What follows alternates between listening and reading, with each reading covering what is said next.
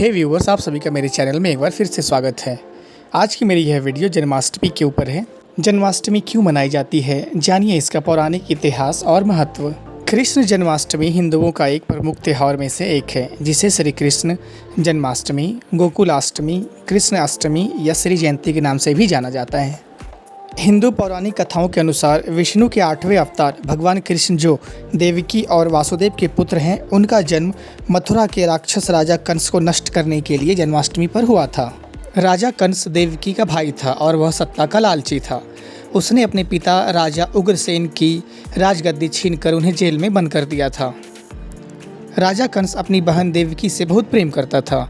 उन्होंने अपनी बहन का विवाह वासुदेव से कराया था, लेकिन जब वह देवकी को विदा कर रहे थे तभी एक आकाशवाणी हुई कि देवकी का 8वां पुत्र कंस की मौत का कारण बनेगा। यह सुनकर कंस डर गया। उसने तुरंत अपनी बहन और उनके पति वासुदेव को जेल में बंद कर दिया और उसके आसपास सैनिकों की कड़ी पहरेदारी लगा दी।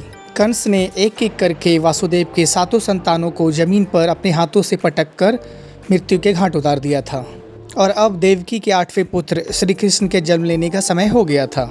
भाद्रपद मास कृष्ण पक्ष की अष्टमी तिथि की रोहिणी नक्षत्र दिन बुधवार की अंधेरी रात में भगवान कृष्ण ने देवकी के 8वें संतान के रूप में जन्म लिया। श्री कृष्ण के जन्म लेते ही कारागार की कोठरी प्रकाशमयी हो गई और उसी समय आकाशवाणी हुई कि विष्णु जी ने कृष्ण जी के रूप में अवतार लिया है।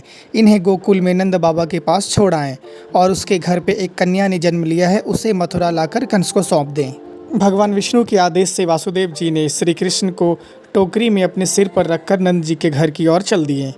भगवान कृष्ण की माया से सभी पहरेदार सो गए, कारागार के दरवाजे खुल गए, वासुदेव के हाथों की हथकड़ी भी खुल गई। वासुदेव जब श्री कृष्ण को टोकरी में रखकर मथुरा से निकले तो उस समय यमुना नदी पूरे उफान पर थी। पूरा इलाका बाढ़ग्रस्त था और तेज बारिश भी हो रही थी। मगर श्री कृष्ण के नन्हे पांव लगते ही यमुना जी बिल्कुल शांत हो गई और बारिश से बचने के लिए स्वयं शेषनाग वासुदेव बाबा के साथ साथ चल रहे थे। इस प्रकार वासुदेव भगवान श्री कृष्ण को लेकर नंद जी के यहाँ सकुशल पहुँच गए और वहाँ से उनकी नवजात कन्या को लेकर वापस आ गए। इधर जब कंस को देवकी की 8वीं संतान के जन्म लेने की सूचना मिली, वह तुरंत कारागार में आया और देवकी से उस कन्या को छीनकर पृथ्वी पर पटकना चाहा, लेकिन वह कन्या उसके हाथ से निकलकर आसमान में चली गई।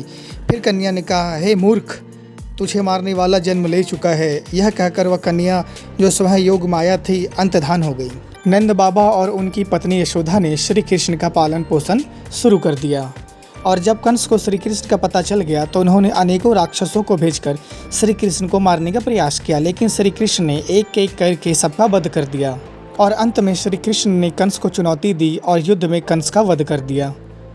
फिर राजा उग्रसेन को मथुरा की राजगद्दी सौंप दी। तो इस प्रकार श्री कृष्ण के जन्मोत्सव को श्री कृष्ण जन्माष्टमी के रूप में मनाई जाती है। आशा करता हूँ आप लोगों को यह वीडियो अच्छी लगी हो। तो मिलता हूँ आप लोगों से अगली वीडियो में।